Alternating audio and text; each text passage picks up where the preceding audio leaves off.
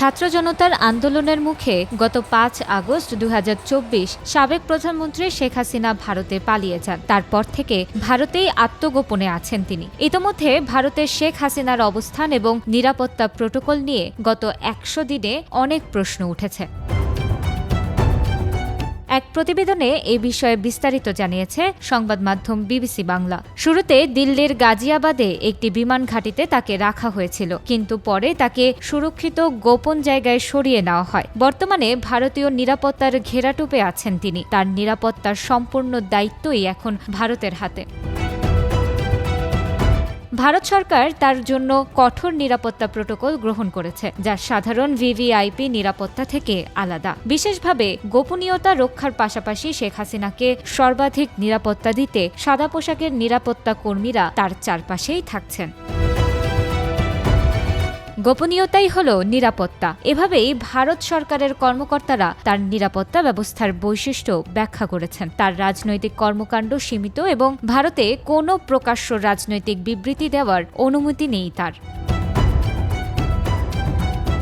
ভারতের শীর্ষস্থানীয় কর্মকর্তারা নিশ্চিত, শেখ হাসিনার নিরাপত্তা এবং গোপনীয়তা সুরক্ষিত রাখতে সমস্ত পদক্ষেপ নেওয়া হচ্ছে। রাজনৈতিক পুনর্বাসন এবং কোনো আনুষ্ঠানিক সিদ্ধান্ত এখনও নেওয়া হয়নি, তবে ভারতের সতর্ক অবস্থান স্পষ্ট। শেখ হাসিনা ভারতের মাটিতে রাজনৈতিক কর্মকাণ্ড চালাতে পারবেন না। ভারত সরকার তাকে এ বিষয়ে সতর্ক করেছে। যদিও তার দলের নেতাদের সঙ্গে ফোনালাপ এবং কিছু অডিও রেকর্ড প্রকাশ পেয়েছে, তবে ভারত সরকার এই বিষয়ে কোনো মন্তব্য করেনি। তবে এ সম্পর্কে দিল্লির নর্থ ব্লকের একজন কর্মকর্তা বলছেন, আমি জানি না এটা এআই দিয়ে বানানো হয়েছে নাকি শেখ হাসিনার নিজেরই গলা। তবে তার তো পরিচিতদের সঙ্গে কথাবার্তা বলার কোনো বিধিনিষেধ নেই। এখন কেউ যদি সেই আলাপ রেকর্ড করে লিক করে দেয়, তাতে আমাদের কি করার আছে? ভারতের কিছু পর্যবেক্ষক মনে করছেন, শেখ হাসিনা দলের নেতাকর্মীদের মনোবল ধরে রাখতে এই অডিওগুলোর মাধ্যমে যোগাযোগ করেছেন এবং ভারতের পক্ষ থেকে এগুলো ছড়িয়ে দেওয়া হয়েছে। এর আসল কারণটা যাই হোক, বাস্তবতা হলো শেখ হাসিনা ভারতে কোনো গৃহবন্দীও নন বা রাজনৈতিক বন্দীও নন। ফলে দেশে বিদেশে তার পরিচিতদের সঙ্গে কথাবার্তা বলার সুযোগ তিনি পাচ্ছেন। নিউজ চ্যানেল, খবরের কাগজ বা ইন্টারনেটেও তার সম্পূর্ণ অ্যাক্সেস আছে। তবে ৫ই আগস্টের পর থেকে আওয়ামী লীগের বিভিন্ন স্তরের যে নেতাকর্মীরা পালিয়ে ভারতে চলে এসেছেন, তাদের কারো কারো সঙ্গে শেখ হাসিনার যোগাযোগ হলেও তারা কেউই সশরীরে দলনেত্রীর সঙ্গে দেখা করার সুযোগ পাননি।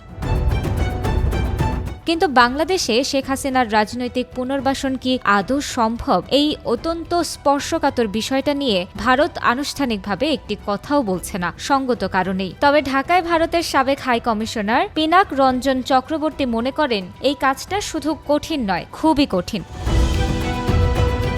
তিনি জানান, এখনও আওয়ামী লীগের বিরুদ্ধে সে দেশে ক্ষোভ বিক্ষোভ চলছে। তাদের দলীয় সংগঠনও ছত্রভঙ্গ। শেখ হাসিনার বয়স আজকের চেয়ে 10টা বছর কম হলে তবু হয়তো মনে করা যেত তিনি দেশে ফিরে দলের হাল ধরবেন, কিন্তু এই মুহূর্তে সেটা প্রায় অসম্ভব বলেই মনে হচ্ছে।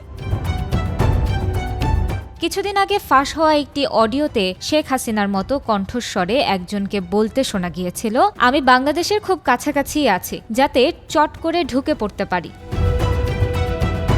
গত সপ্তাহে আমেরিকার প্রেসিডেন্ট নির্বাচনে ডোনাল্ড ট্রাম্প বিজয়ী হওয়ার পর আওয়ামী লীগের বহু নেতাকর্মীও হয়তো ভাবছেন, তাদের নেত্রীর দেশে ফেরা এখন শুধু সময়ের অপেক্ষা।